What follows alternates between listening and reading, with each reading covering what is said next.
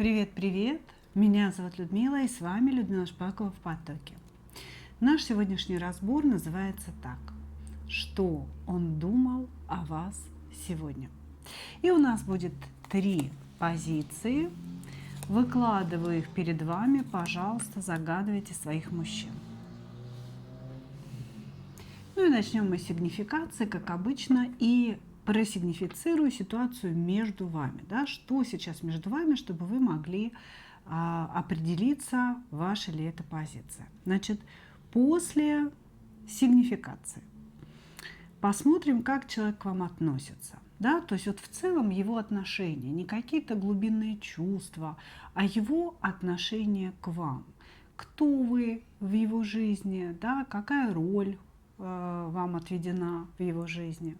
Ну и потом посмотрим его мысли, да? Что же человек думал о вас сегодня. Двоечки и троечки идут у нас в ожидании. Начинаем с единичек. Что между вами? А знаете, такие интересные отношения, вот лялечка и мамочка. Такие вот отношения у вас.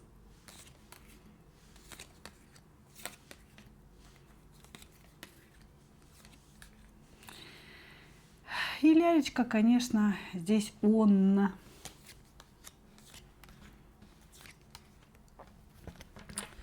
Значит, смотрите, здесь мужчина незрелый. Мужчина, который, вы знаете, ну, то ли думает, что у него 10 жизней для того, чтобы развиться, повзрослеть и так далее, то ли он считает, что женщина обязана его вот как-то, знаете, поддерживать, направлять и так далее. Значит, здесь мужчина, который искал маму в лице любимой женщины.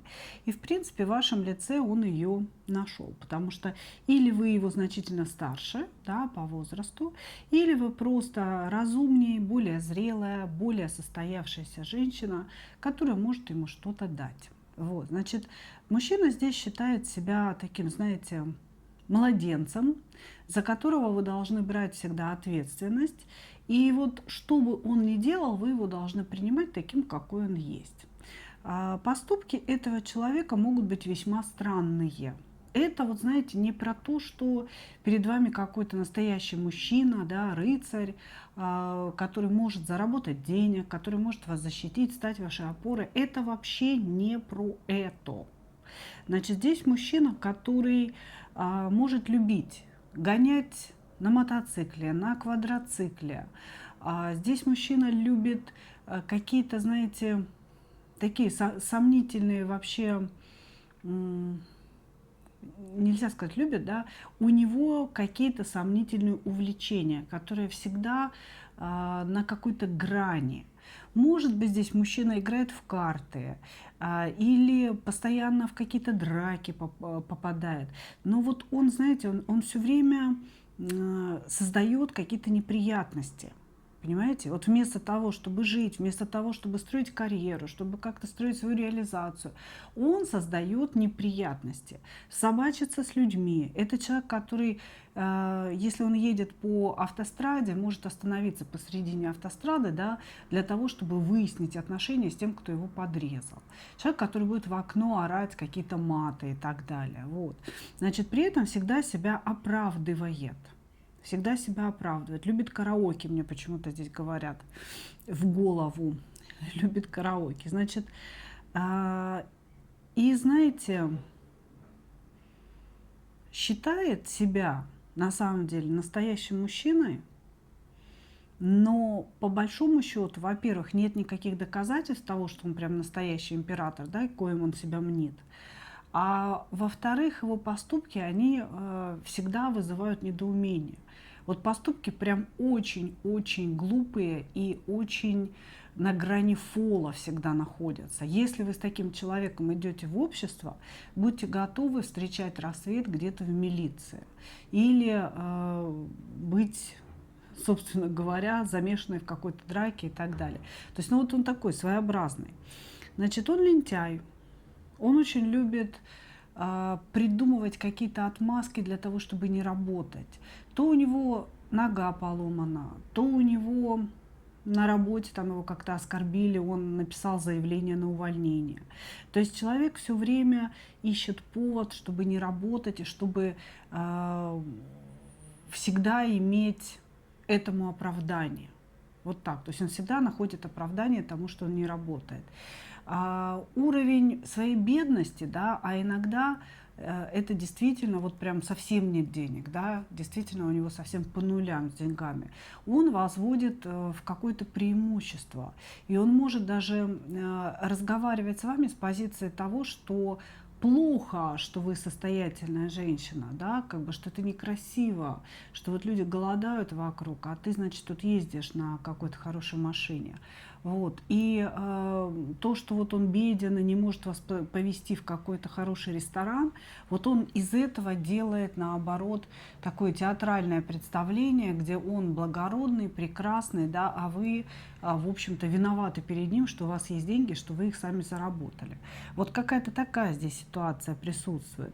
А здесь человек, ну, я бы сказала, что это такой скрытый нарцисс, перевернутое солнышко, да, человек, которого или в детстве целовали в попу, да, родители, или абсолютно не замечали. У него внутри сформировалась грандиозность своей личности, а подтверждение этой грандиозности так и не произошло. Он остался маленьким ребенком. И вот он до сих пор пытается проиграть отношения со своей мамой, да, или вообще в целом с родителями, как бы доиграть эти отношения. И у него никак не получается. И вот по сути перед нами такой вот мальчик в теле взрослого мужчины. И ваши отношения – это постоянные, знаете, его какие-то выдрепоны, какие-то выступления, обиды, хлопанье дверями. И через время человек отходит, появляется снова, вы начинаете с ним разговаривать, как-то вот прояснять некие ситуации, он вам говорит о том, что ты сильно заморочилась, ты очень глубоко ко всему подходишь, не надо, надо быть легче, жить надо веселей, жизнь одна и так далее. И вот это вот все время такое нянчение. Хорошо, если вы не решаете проблемы, которые он создал. То есть он создает проблемы, и если вы в близких отношениях, то, скорее всего, вам их приходится решать. Например, отдавать его долги или разбираться с кем-то по телефону, кто ему звонит и предъявы предъявляет. Хорошо. Давайте посмотрим, да, как человек к вам относится. Как он к вам относится.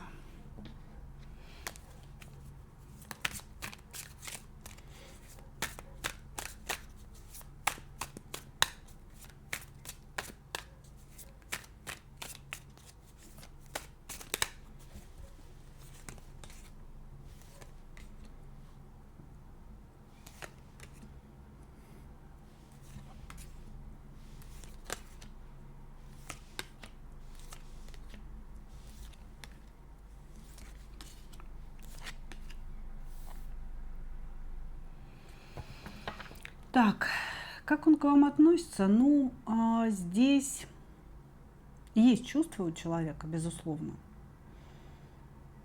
Но как будто бы он хотел бы, чтобы вы спустились на его уровень. Вот так.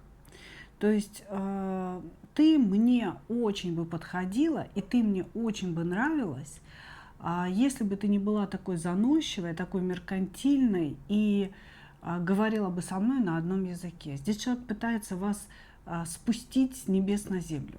Понимаете? Вот он где-то на земле, как червячок, ползает, и, скорее всего, хотел бы, чтобы вы тоже ползали рядышком. Но дает на вас королеву кубков, то есть любимая женщина. Как он к вам относится? Он влюблен в вас, но не в вас саму, а в лучшую версию вас в его голове. А лучшая версия – это женщина его уровня. Вот вы, но только ну, вот где-то пониже, скажем так. Вот, значит, как он еще относится? Он все время пытается вас как будто бы в грязь макнуть, понимаете? То есть вы слишком умная, вы слишком духовная, вы слишком правильная, а он пытается вас совратить.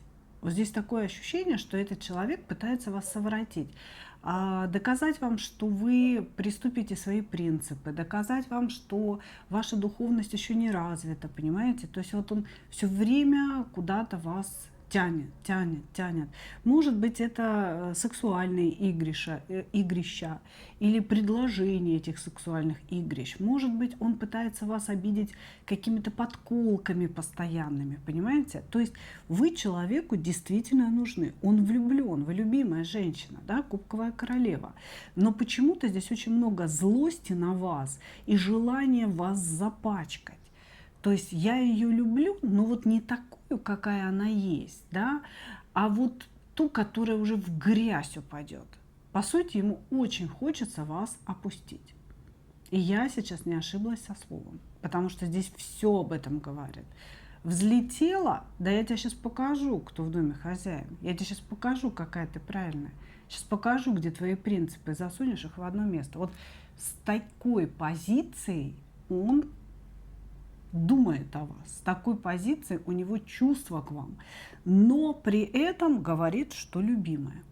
Еще говорит о том, что вы все усложняете очень сильно, что надо быть проще, что жизнь вообще это какая-то такая простая штука, и вы очень много додумываете, надумываете, придумываете, слушаете каких-то других людей, типа, да ты меня слушай. Не надо слушать там своих подружек, ты меня слушай, понимаете? То есть здесь вот эти вот нарциссичные вещи, они вот прям очень-очень ярко проиграны. Хорошо. Ну, давайте мысли посмотрим, да? Что он думал о вас сегодня?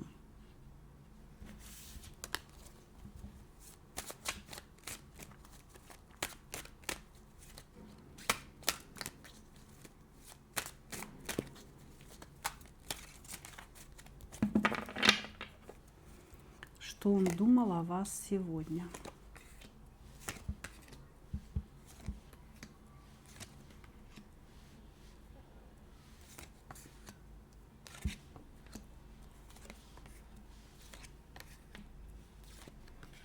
Угу.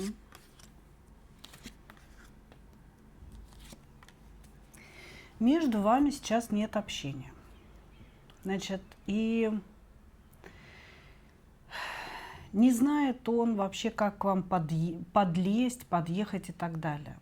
Тут, может быть, общение прервал он своим поведением. Да, как-то там что-то возбухнул, дверью хлопнул, убежал, заблокировал вас, стер чаты, еще что-нибудь в этом роде. Значит, он чувствует, вы знаете, как щенок, который нашкодил. Вот он поджал хвост, чувствует свою вину, но не хочет сам себе в этом признаваться. И вот из этой позиции он о вас сегодня думает. Понимаете? То есть вот типа, блин, я чувствую, что я что-то не то сделал, но на самом деле-то я прав, она могла бы меня простить, она опять все накручивает, все гораздо проще. Хочу написать ей. Хочу ей написать, думает он. Вот с этой позиции, о которой я только что рассказала. Значит, хочу ей написать и выставить себя жертвой ее, да, сказать ей о том, что она неправильно меня поняла, она что-то надумала, накрутила, и в принципе я-то хотел как лучше, но она опять сделала все как по-нехорошему, господи, это, боже мой, ну слова все вылетели, девчонки. Значит, она опять сделала все, как обычно, плохо. Вот, то есть сегодня он думал о том, что он хочет вам написать. И, естественно, он думал о том, а что он вам напишет. Да? Ему хочется поговорить с вами в письменном виде таким образом, чтобы вы были виноваты в некой ситуации между вами, которая произошла недавно. Да? И закончилась тем, что вы, возможно, не общались. Хочет выставить вас виноватой, хочет выставить вас не понявшей каких-то его потуг. Вот, значит, Дальше, о чем он думал? Он думал о том, что хочет встретиться, жезл вам свой показать, значит, или встретиться, или сфотографировать этот жезл, вам прислать. Вот, он думал о своем жезле и о том, как бы через вас удовлетворить вот эту свою прекрасную потребность. Вот, значит, и еще он думал о том, как бы ему поменьше вложить и побольше получить. Здесь пятерка пентаклей, шут-дурак. То есть человек хочет написать вам, хочет пообщаться с вами, хочет с вами встретиться для сексуальных утех, но при этом хочет, чтобы ему это ничего не стоило, то есть с минимальными вложениями. Вот о чем он думает. Он думает о том, что надо вас успокоить, привести вас в состояние гармонии, равновесия, и это и будет его великая манипуляция. То есть человек считает себя магом в ваших отношениях и считает, что он ими руководит. Вот он считает себя очень умным. Значит, хотя я думаю, что все его манипуляции шиты белыми нитками. Вы их видите просто насквозь. Вот как только они начинаются, вы, наверное, сидите и держитесь за живот от смеха. Потому что здесь вот прям лялечка. Лялечка глупая, которая считает себя просто серым кардиналом всех времен и народов. Понимаете? Ужас просто какой-то. Короче говоря, я думаю, что скоро он вам напишет. Готовьтесь к этой беседе, да, с позиции страшных манипуляций этого человека. Вот, готовьтесь к беседе, потому что очень хочется то ли встречи, то ли эротического разговора, то ли вот как-то появиться, проявиться. Что-то его вот прям прет изнутри, поэтому думает о проявлении. Благодарю вас. Благодарю вас, единички. Двигаемся дальше.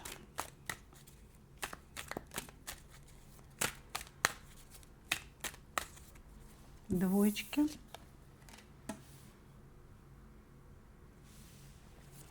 Что между вами? Иллюзии и мечты.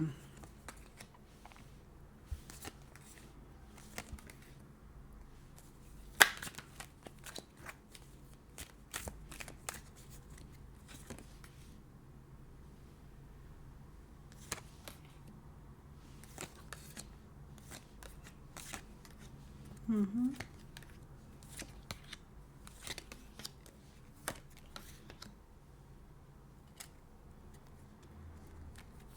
Угу. Так, какие-то отношения, связанные с работой. Когда я говорю работа, да, не следует все воспринимать буквально, потому что это могут быть какие-то услуги, да. Опять же, вот одна девушка в комментариях написала, что он берет услуги у моего мужа, да, то есть тоже вот как-то работа связана. Значит, вот здесь вы связаны работой, так или иначе, но вы оба не свободные люди. Он женатый человек, и вы вполне себе самодостаточная, счастливая императрица. То есть у вас в целом в вашей семье все хорошо. Все хорошо, все замечательно, вы себя чувствуете очень ресурсной, у вас есть ну, такой хорошо проявленный быт по десятке пентаклей, да, и очень теплые отношения с мужем по десяточке кубков. В принципе, вы ничего не искали, я бы так сказала. Вы ничего не искали, и вообще какие-то взаимоотношения с этим мужчиной – это иллюзия, да, как нам показывают. То есть это мечты, иллюзии и фантазии ваши у вас в голове, ну и у него тоже.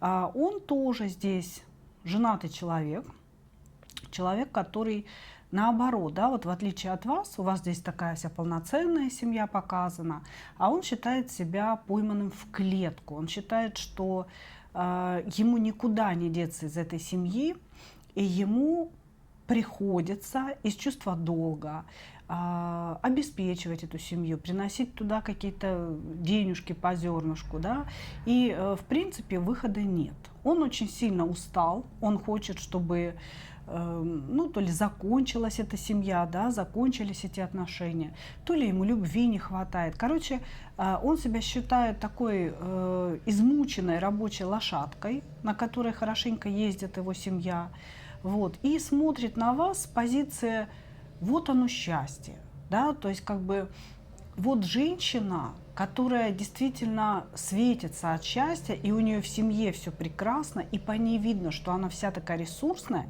И вот если бы у меня была вот такая женщина, да, то в принципе я, наверное, тоже был бы счастлив. То есть вы здесь оба не свободны, но каждый не свободен по-своему. Вы не свободны счастливо, десятка кубков, десятка пентаклей, а он считает себя сидящим в клетке. Он постоянно себя изучает, он постоянно думает о том, что ему не хватает в этой жизни, не может понять себя, находится перманентно в состоянии депрессии какой-то. Вот. Ну, видимо, между вами промелькнула какая-то искра, да, что-то такое загорелось внутри каждого из вас, потому что вы обратили друг на друга внимание. Здесь написано, что нет никаких отношений, по сути, да, все отношения иллюзорны, они как бы выдуманы. Общение, скорее всего, было, да, но ни близости, ни толком каких-то разговоров, да, сближения. Вот я ничего из этого не вижу. Вижу, у каждого есть отдельная жизнь, да, и каждый из вас думает друг о друге. Хорошо. Ну, давайте. Давайте посмотрим, как же он к вам относится.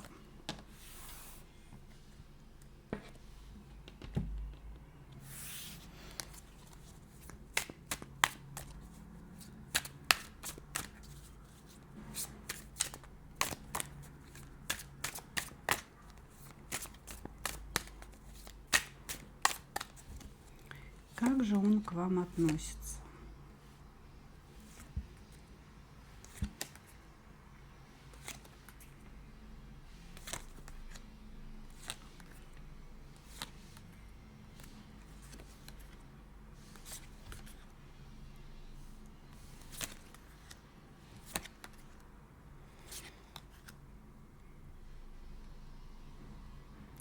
Вы для него звезда, то есть недоступная, очень красивая, очень яркая. Он вас выделяет из окружающих женщин. Здесь, я бы сказала, мужчина на вас любуется. Он на вас любуется. С позиции, да, с позиции «мне бы такую». Если бы это было возможно, он очень хотел бы близости, любви. Король кубков, король жезлов, да. То есть здесь мужчина очень хотел бы вот этого, ну, такого близкого сближения, начала отношений, но вот все это он ставит себе под запрет. И остается, да, вот это отношение, восхищение вами на расстоянии. Он говорит, она прекрасная звезда, и я очень хотел бы такую женщину, как она, но она принадлежит другому мужчине, королю Пентаклей. У нее с ним все хорошо, поэтому я не имею права даже как-то очень активно мигать в ее сторону, не говоря уж о том, чтобы ей на что-то намекать. Вот. Значит, здесь очень много восхищения, здесь очень много даже, я бы сказала, знаете, такого додумывания, дорисовывания вашей фигуры у себя в голове. Очень много страсти, очень много сексуального желания. Фантазирует о том, как бы это все было, если бы, да кабы во рту выросли грибы. Вот, значит, он скучает по вам, этот человек, вспоминает вас и где-то за вами подслеживает. Где-то, где он может вас видеть. Причем видеть вашу какую-то личную жизнь, понимаете? То есть здесь, может быть, вы выставляете какие-то личные фотографии с мужем, с ваших поездок, да, или с ваших прогулок каких-то. И вот он все время смотрит и думает о том, насколько вы счастливы, что вы улыбаетесь, вот какая она красивая, она все время улыбается, она всегда в хорошем настроении. Вот. И здесь идет такое сравнение с его женой, да, не в ее пользу, потому что его жена вроде как зациклена постоянно на, ну, может быть, на детях, да, на быте, на хозяйстве, вот, и она не ухаживает за собой вот в такой степени, как вы. И вы действительно смотритесь как звезда. Вот она вроде как такая обычная женщина, а вы такая вся яркая звезда на ее фоне.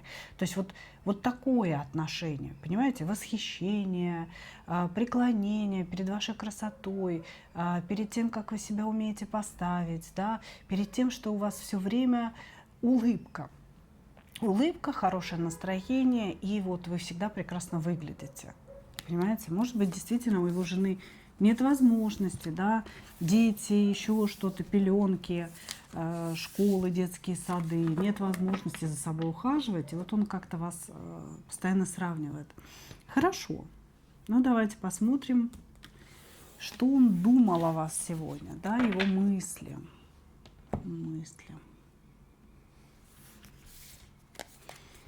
Что он думал о вас сегодня?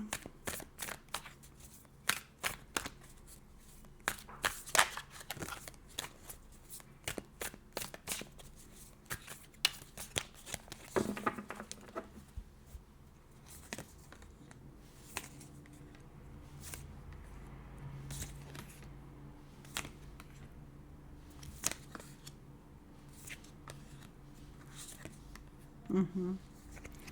Околдовала меня, думал он. Околдовала женщина. Думаю о ней, сердце мое разбито. Хочу увидеть, хочу поговорить. Скучает, скучает. Что он думал о вас сегодня? Во-первых, король мечей думал. Да, король мечей в этой колоде сразу отвечает. Он о вас думал, мои дорогие. Он думал о вас сегодня, что очень хотел бы, чтобы вы были его женщиной, что ему тяжело находиться в его собственной жизненной ситуации. Опять здесь идет клетка, опять здесь восьмерка мечей. То есть он говорит о том, что его жизненные обстоятельства его как будто бы спеленали.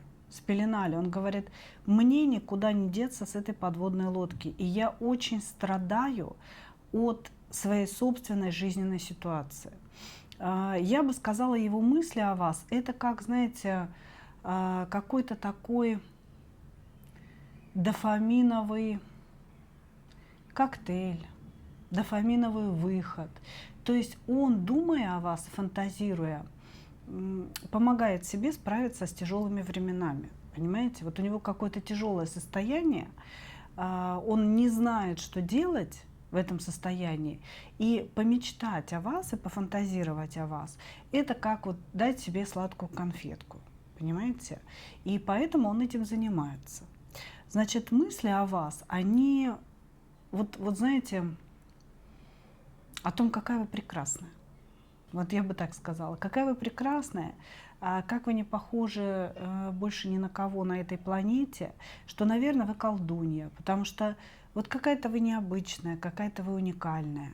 На все у вас есть ответы, причем какие-то мудрые, спокойные. Рядом с вами действительно хочется, не хочется, а вы знаете, вот рядом с вами находишься в гармонии. Вот о чем он думает, что когда он общается с вами или находится в вашем пространстве, он чувствует внутри себя гармонию, как будто бы вы гармонизируете мир вокруг. И поэтому он считает околдовала, колдунья. Здесь не с позиции, что вы правда его околдовали, а, конечно, вот просто внутреннее ощущение. Да? Я думаю о ней, я ее выделяю, она такая удивительная, она просто околдовала меня своей красотой, своим умом, своей энергетикой. Да? Я очень хочу находиться в ее пространстве, говорит он. Вот, значит, что он еще думал? О том, что невозможно ничего начать. И его сердце очень сильно от этого болит. Он говорит о том, что вы разбили его сердце. Вообще наличие вот этих всех треугольников между вами, да, четырехугольников, очень сильно разбивает ему сердце. Потому что ему очень сильно хотелось бы с вами взаимодействовать.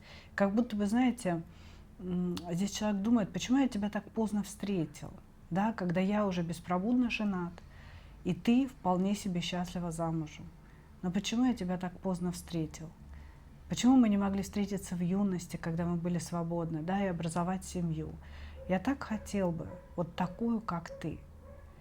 Здесь вот все с этой позиции, все с этой позиции. Да, он борется со своими мыслями, пытается себя как-то остепенить, перестать об этом всем думать. Ну нет, ну не получается у него. Думает, очень часто думает о вас, очень часто у него все эти такие платонические фантазии в вашу сторону присутствуют.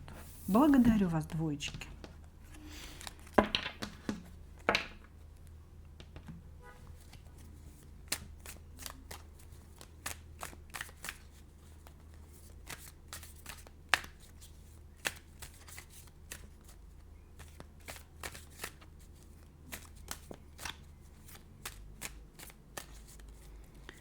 Позиция номер 3. Что между вами? Так, между вами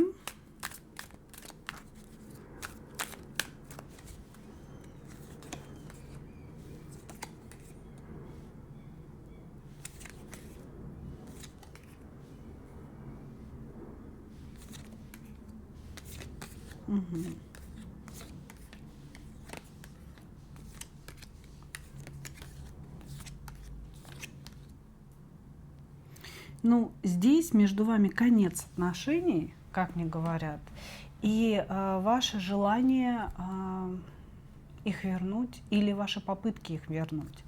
Значит, что показывают карты? Мужчина вылил вам мозг маленькой ложкой, да, создал образ жезлового короля, что он весь такой прекрасный, может быть, военный мужчина. Вот, значит, что он такой прекрасный, что он такой мужественный, что вот с ним вы будете как за каменной стеной. Но это все иллюзия, это все не по-настоящему. То есть вот он создал этот образ для вас, чтобы вы к нему стремились. То есть это по магу была такая манипуляция. Человек сыграл для вас определенную роль, да, что вот со мной тебе будет хорошо, тебе будет спокойно. Вот, значит, дальше произошла то ли какая-то ссора, то ли какое-то выяснение отношений, которое привело к обнулению этих отношений. То есть вроде как вы общались, да, потом поссорились, и мужчина повел себя так, будто вас и нет. Может быть, вас заблокировал, может быть, просто не реагирует на ваши сообщения какие-то. Вот, то есть он сделал вид, что ему вообще не нужны эти отношения. И у вас это вызвало такую, знаете, обратную реакцию догоняющего. Раз я ему не нужна, да, или раз он делает такой вид, может быть, я в чем-то виновата сама, может быть, я должна попросить прощения, ведь так все хорошо начиналось. То есть мужчина пытался мне понравиться, мужчина за мной ухаживал. То есть он действительно за вами первоначально очень сильно ухаживал и прилагал какие-то усилия. Вот, и вы за ним побежали. То есть здесь показывается, что вы или сами писали ему с другого аккаунта, с другого телефона, или вы хотели это сделать, да, но, может быть, не переступили через себя. Вот, значит, что еще? Возможно, вы недавно заказывали на него какой-то второй расклад личный и его просматривали. Здесь идет обращение к жрице.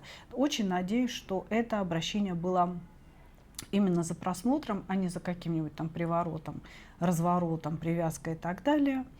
Вот, значит, что еще? Что еще? Ну, по сути, здесь ничего еще. Конец и какое-то ваше желание, чтобы этот мужчина вернулся в вашу жизнь. Потому что вы его считаете судьбой, вы его считаете своим кармическим человеком, что надо было что-то пройти, а мы вот не прошли. Может быть, здесь все случилось слишком быстро для вас, да, то есть только начались отношения и бабах разругались, и вы ничего не поняли. То есть, а что это было? Надо же как-то доиграть. То есть у вас остался открытый гештальт относительно этого мужчины. И поэтому вас это мучает. Хорошо. Ну, давайте посмотрим его отношение к вам. Как он к вам относится.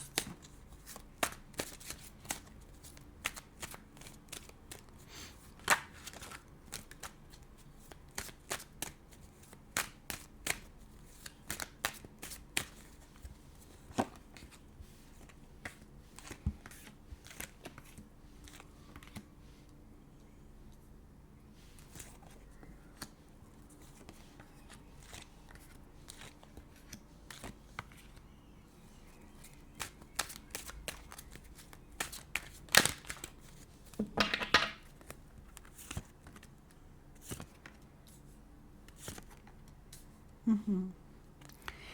Так, умерла так умерла. Как он к вам относится?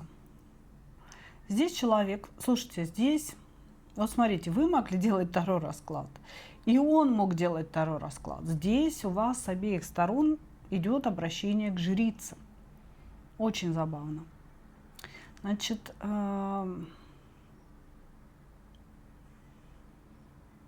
как-то странно. Как будто бы мужчина хотел вас завоевать, прилагал усилия, имел очень серьезные намерения, вплоть, наверное, до свадьбы, до брака.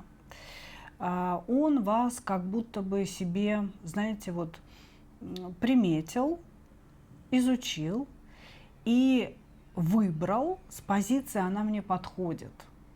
Не с позиции «я ее люблю», не с позиции «я хочу с ней отношений, вот прямо аж не имется мне», да, а с позиции «она мне подходит». По каким-то критериям он вас выбрал.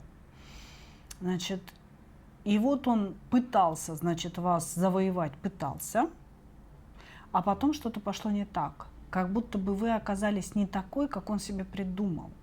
Ну, допустим, он придумал, что вы будете покладистой женой, будете готовить борщи, зашивать его носочки, да, и ждать его с работы, слушаться, не поднимая головы, там, кивать на любое его мнение.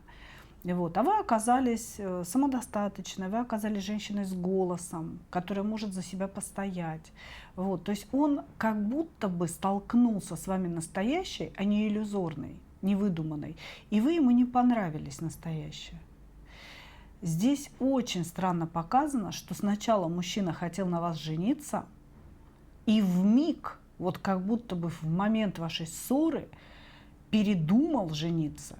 И плюс к этому сказал себе: какой же ты дурак, она вообще не такая, как ты себе придумал. Понимаете? Очень странно показано.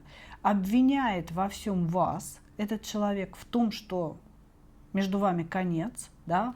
Обвиняет вас, считает, что вы то ли не имели права что-то говорить, то ли не имели права что-то делать, то ли у него вообще представление о женщинах такое, да, что женщина не имеет права повысить голос, высказать свою точку зрения, да, как бы где сидела, там и сиди. Твое место у кухонной плиты. Назовем это так. Спидя. Ну хорошо. Давайте посмотрим его мысли о вас сегодня, да, что там он думал. Домостроевец наш.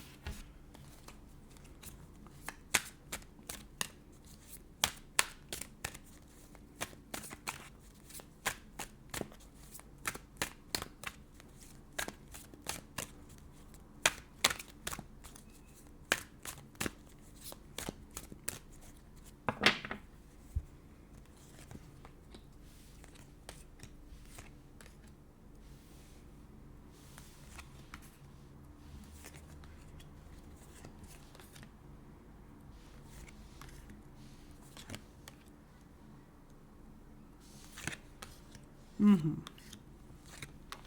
Что он думал? Думал он о том, что вы не оправдали его надежд, и что вы к нему очень несправедливы. Думала о том, что если судьба вам быть вместе. Ну, то есть вот смотрите, все равно вы ему запали. Несмотря на то, что карты нам показывают, что человек вас выбрал разумом, да, с позиции она мне подходит, я вижу вот сейчас, да, в его мыслях переживания, потому что вы ему запали все равно в сердце в любом случае. И здесь присутствовала какая-то болезненная такая влюбленность. Здесь мужчина вообще боится влюбляться, боится, потому что это зависимость для него. Он почему-то думает, что женщина будет вить из него веревки. Вот. И вы ему запали в любом случае. Ему больно от того, что происходит, но он здесь действует с позиции «я прав». Я прав. И типа того, что если судьба нам быть вместе, тогда мы будем вместе. А если не судьба, ну значит не судьба. Переживу. Переболит, значит все будет нормально. Вот, значит, о чем он еще сегодня думал? Он думал о том, ну, об этой ситуации, о башне между вами. Он ее внутри себя раскладывал по составляющим, и все равно у него вы не правы в этой ситуации. Он просто считает, что вы в какой-то ситуации ссоры, какого-то разговора, типа она должна была быть мудрой, она должна была не, там, может быть, кричать, не высказываться, она должна была занять женскую позицию под мужчиной, да, и принять все то, что говорилось. Вот как-то у него такие мысли были. То есть он анализировал сегодня вашу ссору, вашу башню, да, то, что привело к расставанию. И все равно, да, несмотря на то, что он все разложил, ему кажется, что виноваты вы. Что даже если виноват он, даже если он неправильно что-то говорил, ваша реакция была неверной в корне. То есть вы должны были вести себя как девочка, быть под мужчиной. Также он надеется на то, что ситуация как-то сама гармонизируется. Но сама, да, я вам скажу, он ждет, что вы снова будете пытаться проявить к нему внимание, что вы будете пытаться помириться с ним, вот чтобы не быть виноватым. Здесь человек на самом деле очень хочет продолжить с вами отношения на своих условиях. Так, чтобы всегда быть сверху, так, чтобы всегда быть главным и вот стукать кулаком по столу. И он понимает, что если он сейчас придет мириться, да, то вы будете как будто в выигрыше и сможете вроде как им манипулировать. А если он выдержит эту паузу до конца, и вы сами начнете вот, пытаться примириться, будете говорить, как вы неправы и так далее, то он вроде как победит и этим, да, заложит свое превосходство в будущем с вами. Вот. При этом, мои дорогие, есть еще одна женщина, с которой он общается. Есть еще одна женщина, с которой он общается. Более того, он с ней или поехал на свидание недавно, или он к ней едет прямо сейчас. Но у него есть выбор. У него есть выбор. Если с вами он находится сейчас в ссоре, да, то с той женщиной, наоборот, у него какие-то такие мечты, предвкушение сексуальных утех или сексуальных разговоров каких-то. То есть вот он такой, знаете, с радостью мчится на это свидание. Ну, поэтому задумайтесь, стоит ли вообще проявлять к этому человеку внимание и пытаться с ним помириться. Вроде как, вот знаете, как интересно, здесь мужчина таких устоев жизненных, что в семье мужик может делать все, что он хочет. Иметь других женщин, отсутствовать дома ночью и может не ставить свою жену вообще в известность, да, где он был и так далее. Вот. А жена должна выполнять какие-то функции женские, варить еду, убираться, содержать все в чистоте и всегда подчиняться своему господину. То есть жена здесь рабыня, а он как бы господин. Вот. И помимо жены, то есть вот у него должна быть хорошая жена, на роль которую он выбрал вас, хорошая такая, добротная. Вот. А есть, то есть, а еще к жене должны прилагаться какие-то любовницы или женщины, которые время от времени появляются и уходят для сексуальных утех, для настроения, для вот какой-то эмоциональной наполненности. Вот это его жизненные установки. Вот они прям очень-очень явно просвечивают. Ну что, мои дорогие, такой вот сегодня получился разбор. Благодарю вас за ваше внимание. И как обычно, хочу пожелать вам только одного. Встретить свою настоящую любовь и не потерять в ней себя. Ну а мы увидимся с вами в следующих видео. Пока-пока.